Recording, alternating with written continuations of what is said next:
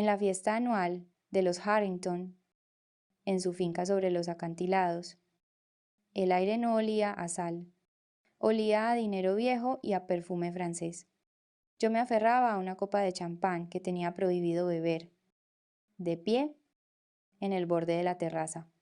Sara, mi suegra, decía que el alcohol me sonrojaba la cara. Entonces Kelsey, mi cuñada, golpeó la copa con su cucharilla. No se levantó. No le hacía falta. Reinaba desde su trono de mimbre, clavándome la mirada con una de esas sonrisas que son todo dientes y nada de corazón. Justo hablábamos del testamento anunció, y su voz se elevó por encima del murmullo de las olas. Sinceramente, si Isabela se cayera mañana en una de sus zanjas, lo único que echaríamos de menos sería la desgravación fiscal. La risa se extendió por la fiesta como una plaga. Mi marido, Brandon, soltó una risita ahogada en su servilleta. Mi suegro, Gregory, ni siquiera levantó la vista de su bogavante. Esperaban que me encogiera. Esperaban que pidiera perdón por existir. No lloré. No pregunté por qué. Ni siquiera parpadeé. Miré a Kelsey. Miré al marido que no se atrevía a devolverme la mirada. Alcé mi copa de cristal en un brindis silencioso. Ahora vais a ver, susurré. Dejé la copa sobre el mantel de lino blanco. Dejó un círculo húmedo. Perfecto. Y entonces me di la vuelta. Crucé las puertas acristaladas y empecé mi salida. Contadme en los comentarios desde qué rincón del mundo me veis. ¿Y qué hora marca vuestro reloj? Quiero saber hasta dónde llega nuestra comunidad, para entender por qué me marché aquella noche. Tenéis que entender los 3 años que me llevaron hasta ella. Para los Harrington, yo no era una esposa. Y desde luego no era familia. Yo era una inversión de capital, un accesorio que habían adquirido para aumentar el valor de la vida de su hijo. La llamaban la finca Harrington. Pero para mí era un tajo donde el turno no acababa nunca. Dormía en la suite principal, junto a Brandon. Pero cada mañana me despertaba haciendo parte de servicio. Fijaos en los jardines. Por ejemplo, ese paisaje de estilo inglés que enmarcaba la fiesta. Lo diseñé yo. Busqué las hortensias en un vivero especializado de Galicia. Negocié los contratos con los equipos de instalación. Pasé semanas de rodillas, comprobando el pH de la tierra mientras mi suegra, Sara, observaba desde la terraza, sorbiendo su té helado y señalando los huecos que me había dejado. Les ahorré 200.000 euros en horarios de diseño.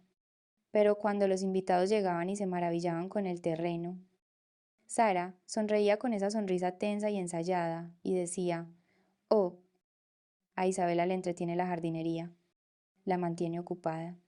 Entretiene. Tengo un máster en arquitectura paisajista. Yo no me entretengo, yo diseño ecosistemas. Pero me quedé durante 3 años. Aguanté los insultos. Aguanté que Gregory, mi suegro, me tendiera su vaso de whisky vacío sin mirarme, dando por hecho que se lo rellenaría. Aguanté que Brandon me apretara la mano bajo la mesa cuando su familia se burlaba de mí, silencioso y cobarde, cambiando mi dignidad por su herencia. La gente siempre pregunta por qué las mujeres aguantan estas situaciones. Creen que es debilidad, creen que no tenemos a dónde ir, pero no era eso. Me quedé por la cadena invisible de la superviviente, veréis, en mi profesión. Te entrenan para mirar un terreno baldío, un pantano, un solar contaminado, un erial desolado y ver lo que podría llegar a ser. Te enseñan que si diseñas bien el drenaje, si estabilizas el suelo, si plantas las raíces adecuadas, puedes arreglarlo todo, puedes hacer que cualquier cosa florezca. Traté a la familia Harrington como un proyecto difícil. Pensé que si trabajaba lo suficiente, si era lo bastante valiosa, si soportaba el peso necesario, podría estabilizar sus cimientos. Creí que la resistencia era una forma de ingeniería. Me convencí de que mi capacidad para soportar su toxicidad era una prueba de mi fuerza, no de mi estupidez. pero de pie en aquella terraza, viendo la sonrisa de Kelsey sobre su copa de vino. Me di cuenta de algo que todo buen arquitecto debería saber. No se puede construir una obra maestra sobre cimientos podridos. Da igual lo hermoso que sea el diseño. Da igual cuánto esfuerzo inviertas en la tierra. Si el suelo es tóxico, nunca crecerá nada.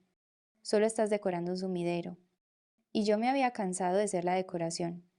Entré en la suite principal.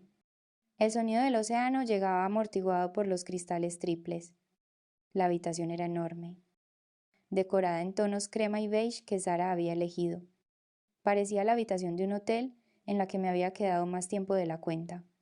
No lancé la ropa a una maleta con desesperación. Eso habría sido emocional. Habría implicado que reaccionaba al dolor. Esto no era una huida. Era una liquidación de activos. Saqué mi vieja bolsa de viaje de cuero del fondo del armario, la que me compré con mi primer sueldo de arquitecta. Mucho antes de conocer a Brandon, metí solo lo que pertenecía a Isabela, la arquitecta, mi cuaderno de bocetos, mi portátil, el jersey de cachemira que me compré en un viaje a Copenhague. Dejé los vestidos de diseño que Brandon me había comprado para las galas. Dejé los pendientes de perlas que Gregory me regaló como bienvenida a la familia y que, más tarde supe, eran una desgravación fiscal para su negocio. Dejé los batines de seda, las toallas con monograma, el disfraz entero de la esposa obediente. Se quedaron donde pertenecían con el mobiliario. Fui hacia el tocador de mármol. El baño olía a lavanda y a mentiras caras. Me miré la mano izquierda. El diamante vintage de Tiffany pesaba en mi dedo 85.000 euros de carbono frío y duro. Durante años, había mirado ese anillo y había visto una promesa. Ahora, lo miraba y veía un finiquito. Me lo quité. Debajo había una marca pálida de piel. Tierna. Virgen. Coloqué el anillo sobre el mármol frío. Tintineó suavemente. Un sonido final y hueco. Pero aún no había terminado. Saqué de mi bolso un folio con el membrete de la finca Harrington. Cogí un bolígrafo. No escribí una despedida lacrimógena. No escribí te quise. Pero me rompiste. Eso les habría dado la satisfacción de mi dolor. En su lugar, escribí con mi letra de imprenta, precisa, de arquitecta, factura, a la finca Harrington, de Isabella Vance, arquitecta paisajista. Concepto Servicios de Diseño de Paisajismo y Gestión de Proyecto, 2021 a 2024. Total 215.000 euros. Estado pendiente de pago. Dejé el papel junto al anillo. Un intercambio. Mi dignidad por su diamante. Cogí mi bolso y salí por la puerta lateral, evitando el vestíbulo principal, de donde aún llegaba el ruido de la fiesta. El aire de la noche era denso por la niebla, de esa que avanza desde el Atlántico y lo devora todo. Era la tapadera perfecta. Me subí a mi coche, el único que no me habían comprado ellos, y giré la llave. Mientras el motor cobraba vida, mi teléfono se iluminó en el asiento del copiloto. Brandon llamando. No rechacé la llamada. No me quedé mirándola. Cogí el teléfono. Fui a los ajustes del contacto y pulsé bloquear. Luego Gregory. Luego Sara. Luego Kelsey. Uno por uno. Corté los lazos digitales. Fue quirúrgico. Fue necesario. Salí del largo camino de grava, los neumáticos crujiendo como huesos. No miré hacia atrás, hacia la mansión que brillaba en la distancia. Miré la carretera que tenía por delante, desapareciendo en la bruma. No tenía trabajo, no tenía casa. Estaba sola, pero al incorporarme a la autovía, viendo cómo el GPS calculaba una ruta hacia la ciudad, sentí la sensación más extraña en el pecho. No era miedo, era la sensación de unos cimientos que por fin se asientan.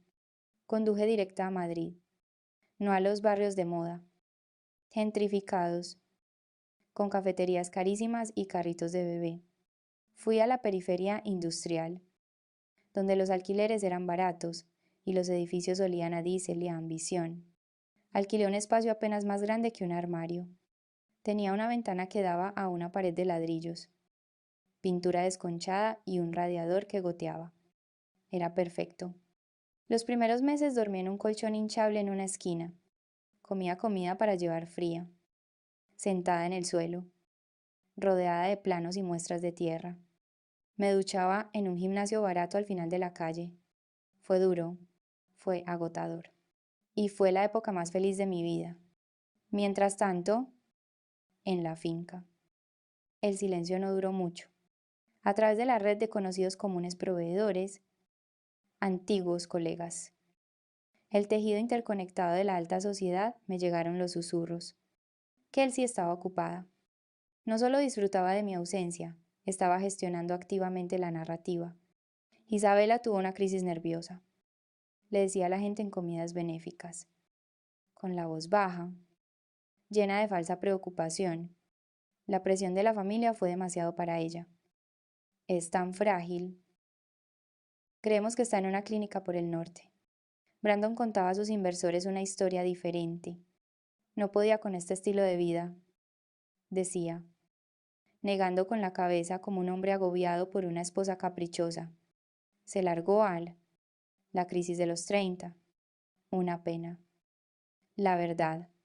Otros susurraban que había tenido una aventura, un jardinero, un profesor de yoga. Cualquier cosa que explicara por qué una mujer abandonaría la fortuna de los Harrington, porque en su mundo nadie renuncia al dinero a menos que esté loco o sea infiel. Dolió.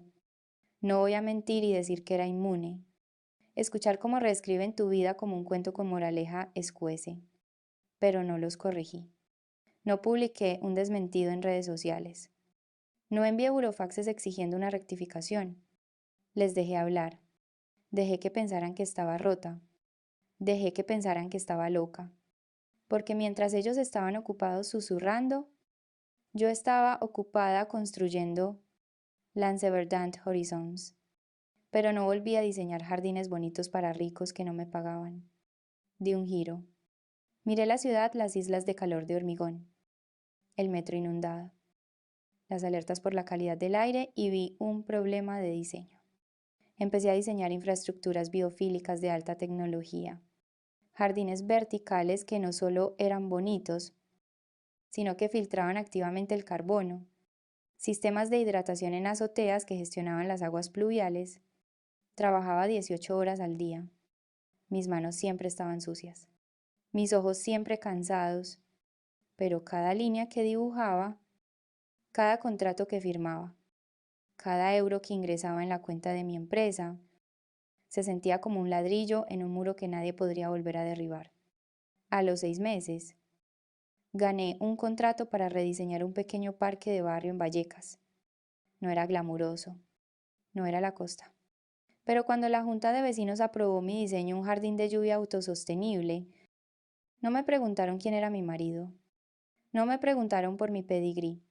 Solo me estrecharon la mano y dijeron, buen trabajo. Esa fue la semilla. Y estaba a punto de convertirse en un bosque que se tragaría a los Harrington enteros. Un año después de que me fuera. La Torre Harrington iba a ser la joya de Madrid. Un monolito de 90 pisos de cristal y ego en el norte de la ciudad. Era el proyecto estrella de Gregory. El que grabaría el apellido de la familia en el horizonte para siempre. Pero el ayuntamiento tenía otros planes. La ciudad aprobó la nueva ley de zonificación verde 14B. Era agresiva. Era necesaria.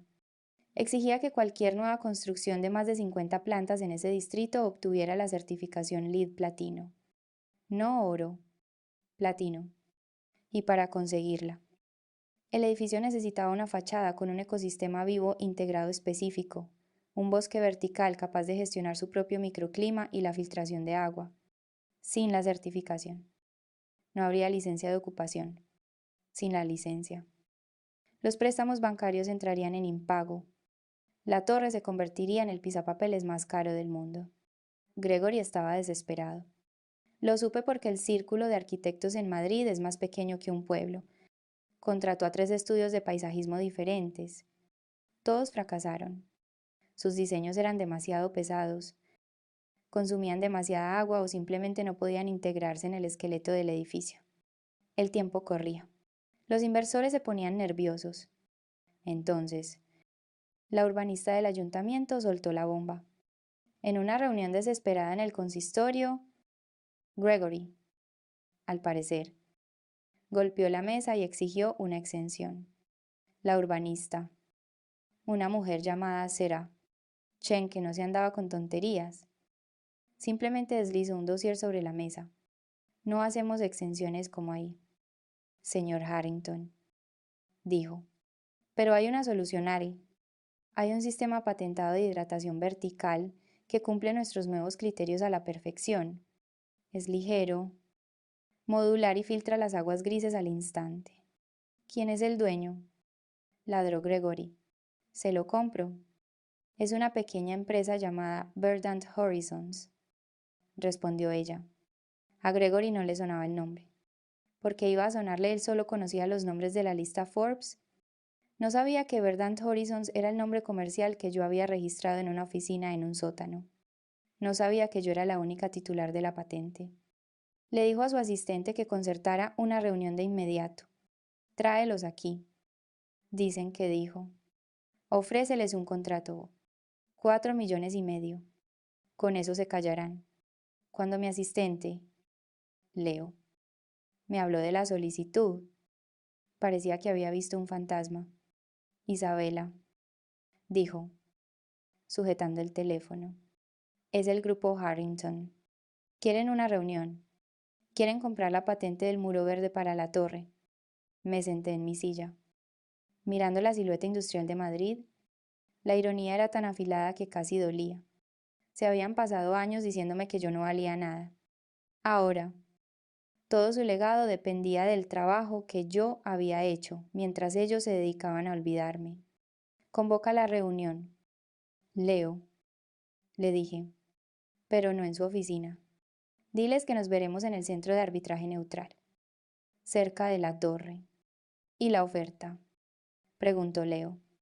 No respondas al dinero, dije. Solo diles que la arquitecta principal estará allí para discutir los términos. Colgué el teléfono. No me temblaba la mano, no se me aceleró el corazón. Me sentía fría, precisa, como una estructura que ha superado una prueba de resistencia y ha demostrado ser inquebrantable. Abrí mi portátil y saqué los esquemas del muro verde. Era hermoso, era innovador, era mío. Y estaba a punto de convertirse en el muro contra el que se iban a estrellar a toda velocidad. Llegué al centro de arbitraje 15 minutos antes. La sala de reuniones era todo cristal y acero, suspendida a 30 pisos sobre la ciudad, un espacio diseñado para intimidar. Gregory y Brandon ya estaban allí, flanqueados por 3 abogados con trajes de miles de euros. Cuando se abrió la puerta, no levantaron la vista. Esperaban a un proveedor, a alguien agradecido por la reunión. Entré. Llevaba un traje sastre azul marino, no los vestidos de flores que Sara solía elegir para mí. Mi pelo, corto, anguloso. No parecía la chica que plantaba sus hortensias. Caballeros, dije. La cabeza de Gregory se alzó de golpe.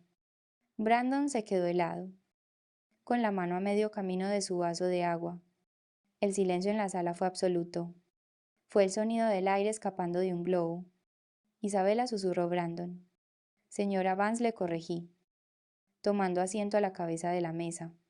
Aunque profesionalmente, es Verdant Horizons. Gregory se puso en pie, con el rostro enrojecido. ¿Qué es esto? Es una broma. La patente del muro verde no es ninguna broma. Gregory, dije, abriendo mi portafolios de cuero, es lo único que se interpone entre tu torre y una orden de paralización de obra. Somos familia, balbuceó Brandon, mirándome a mí y luego a su padre. Podemos arreglar esto. No necesitamos abogados. No somos familia, dije, con voz firme. Somos las partes contrarias. Deslicé un único documento sobre la pulida mesa de caoba. No era un contrato. Era una orden de cese y desistimiento por el uso no autorizado de mis diseños preliminares. junto con una negativa formal a licenciar la patente. ¿Quieres 4,5 millones? Ladró Gregory. Intentando recuperar el control. Bien, te los pagaremos. Cede los derechos. No quiero vuestro dinero, dije. Entonces, ¿qué quieres? Quiero que les expliquéis a vuestros inversores por qué la torre va a ser un edificio con certificación de bronce en una zona de platino obligatorio, dije. Quiero que expliquéis por qué no investigasteis al proveedor que intentasteis borrar del mapa. Gregory se desplomó en su silla. Miró a Brandon. Luego a los abogados, buscando una salida, pero no la había. El plazo del ayuntamiento vencía en 48 horas, sin mi patente. Tendrían que rediseñar toda la estructura del edificio. Un retraso que les costaría decenas de millones y probablemente llevaría el proyecto a la quiebra. En ese momento, vi cómo la ilusión de su poder se disolvía. Durante años, había pensado que eran dioses intocables. Pensé que su dinero los hacía mejores, más fuertes, más reales que yo, pero al mirar a Gregory ahora pálido, sudando, aterrorizado, me di cuenta de la verdad. Su poder era una fachada. Era alquilado. Dependía de permisos, de préstamos y de la percepción del éxito. Dependía de que otros se creyeran la mentira. Mi poder era diferente. Era intrínseco. Estaba en mi mente. Estaba en la propiedad intelectual que yo había creado de la nada. Ellos podían perder su fortuna mañana. Y no serían nada. Yo podía perderlo todo.